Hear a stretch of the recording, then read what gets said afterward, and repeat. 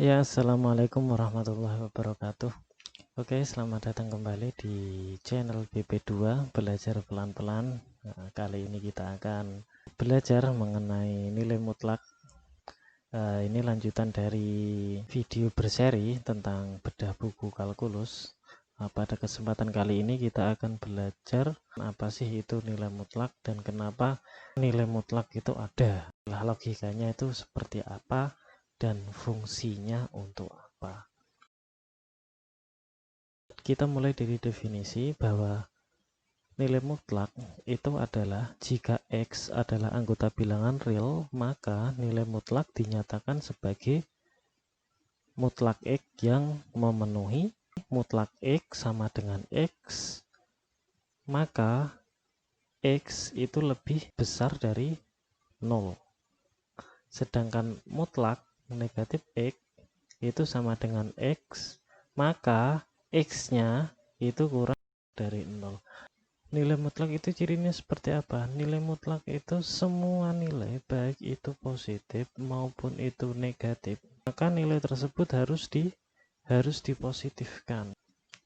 Oke, seperti contoh, semisal ketika kita memiliki nilai mutlak 5, maka hasil dari mutlak 5 itu sama dengan 5. Ketika kita memiliki mutlak negatif 5, maka hasil dari mutlak negatif 5 itu sama dengan 5. Oleh karena itu, 5 itu lebih besar daripada 0 dan negatif 5 otomatis kurang dari 0. Nah, terbukti kan syaratnya. Jika mutlak X itu sama dengan X, maka X itu lebih besar dari 0. Jika mutlak negatif X sama dengan X, maka X itu kurang dari 0. Contohnya seperti ini. 5 mutlak 5 sama dengan 5, yang mana 5 adalah lebih besar dari 0. Negatif 5, mutlak dari negatif 5 sama dengan 5, yang mana negatif 5 itu pasti kurang dari 0.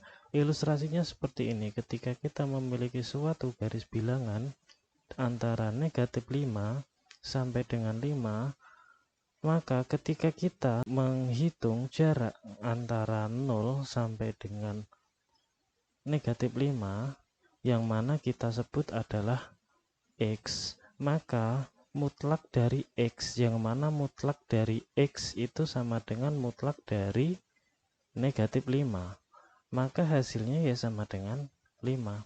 Begitu juga sama halnya seperti ketika kita menghitung jarak dari 0 sampai dengan 5 dan kita namakan itu adalah X, maka X itu sama dengan 5, yang mana ketika kita mutlakkan, maka mutlak 5 itu sama dengan 5. Oke, coba kita ilustrasikan.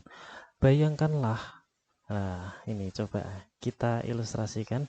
Bayangkanlah nilai mutlak itu merupakan jarak tak berarah, di mana X adalah jarak yang dihasilkan dari titik asal A. Kita buat suatu garis bilangan. Semisal ini X, ya kan? X ini adalah jarak yang dihasilkan dari titik asal. Titik asalnya apa? Titik asalnya itu A.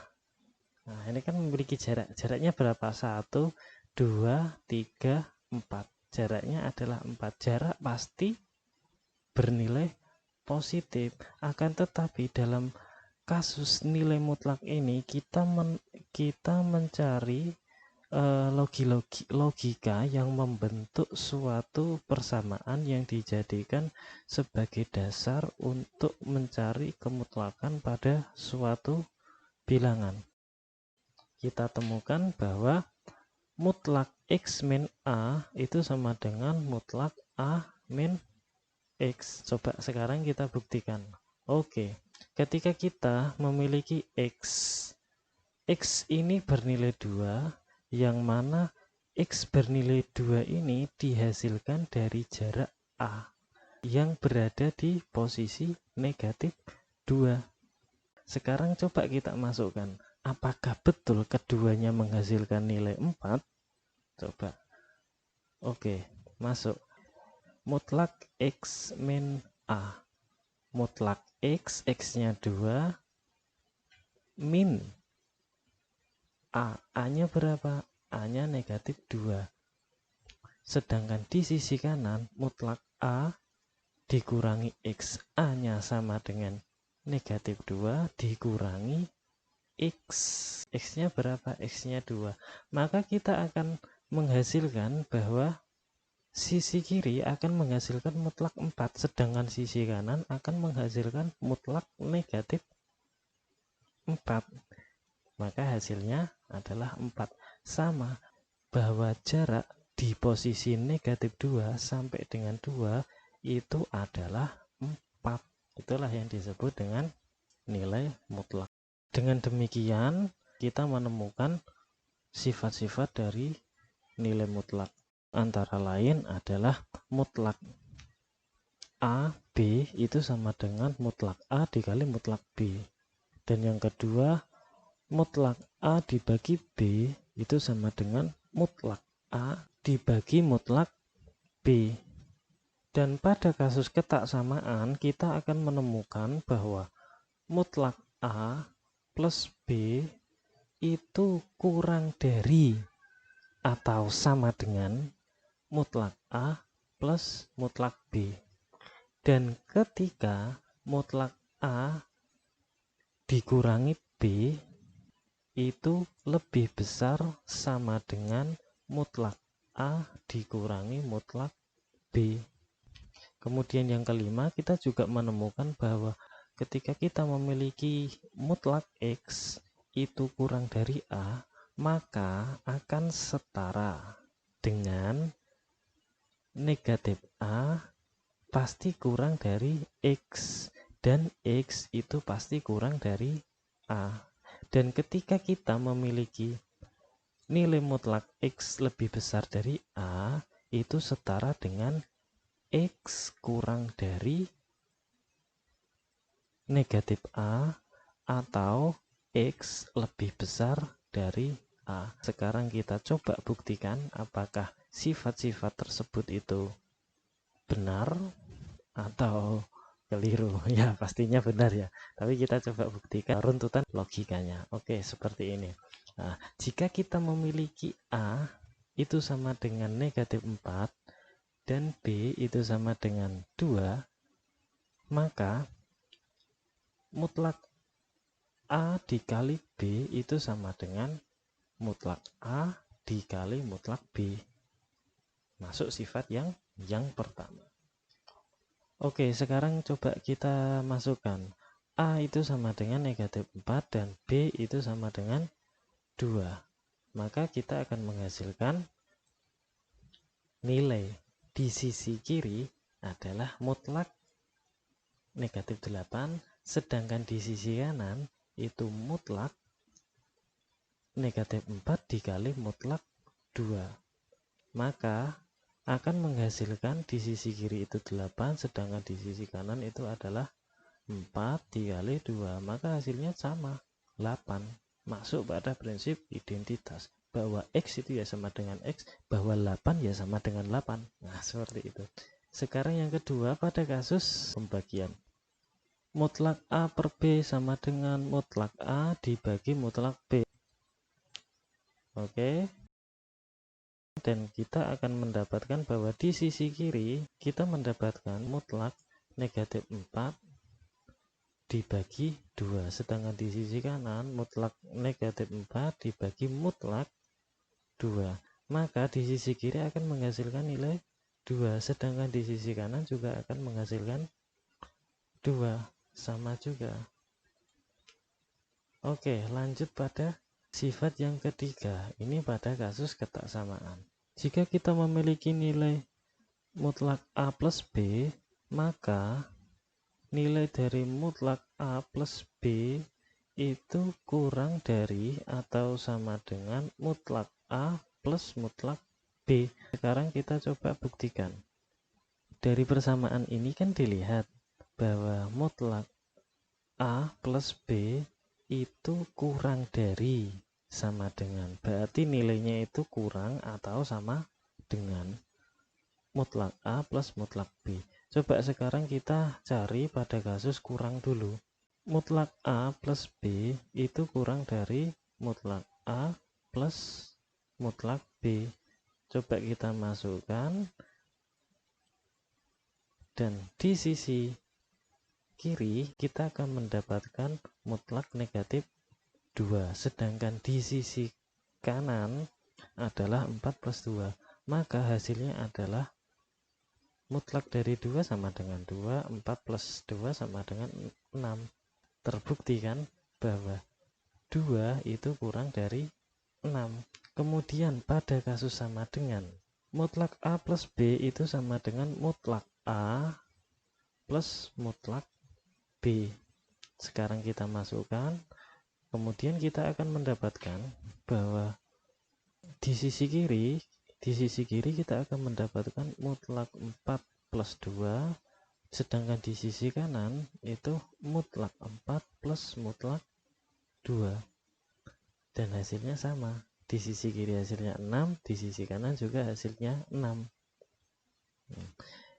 Dan kesimpulannya, kalau tidak kurang dari mutlak A plus B, ya sama dengan mutlak A plus B.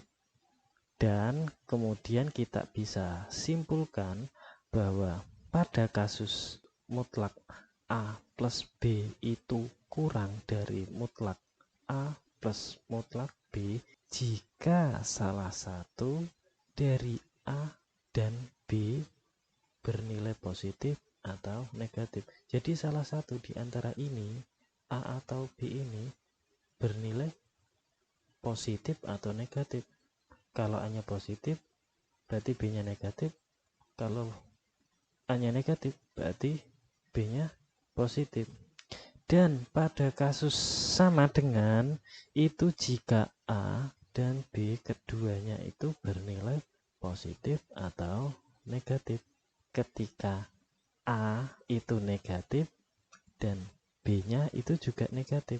Ketika A-nya positif, B-nya juga positif, maka kita akan mendapatkan nilai yang sama, bahwa 6 ya sama dengan 6, kalau ini kan kurang. Seperti itu. Oke, sekarang kita masuk pada sifat yang keempat. Kita ketahui bahwa mutlak dari A min B itu lebih besar atau sama dengan mutlak A negatif mutlak B. Nah, hal itu juga berlaku sama. Jika salah satu dari A dan B itu bernilai positif atau negatif, maka mutlak A min B itu pasti lebih besar dari mutlak A negatif mutlak B. Oke, kita masukkan tadi A-nya adalah negatif 4, sedangkan B-nya adalah 2. Kemudian kita akan menghasilkan bahwa di sisi kiri kita akan mendapatkan nilai 6, sedangkan di sisi kanan kita akan mendapatkan nilai 2. 6 ya pasti lebih besar dari 2. Begitu juga untuk kasus sama dengan, jika salah satu dari A dan B keduanya bernilai positif atau negatif. Ketika kita memiliki mutlak A negatif B itu sama dengan mutlak A negatif mutlak B. Nah, misal kita masukkan keduanya positif, A-nya itu sama dengan 4, sedangkan B-nya itu sama dengan 2.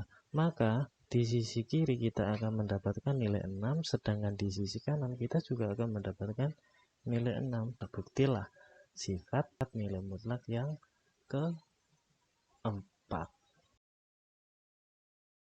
Oke, sekarang kita masuk pada sifat yang kelima.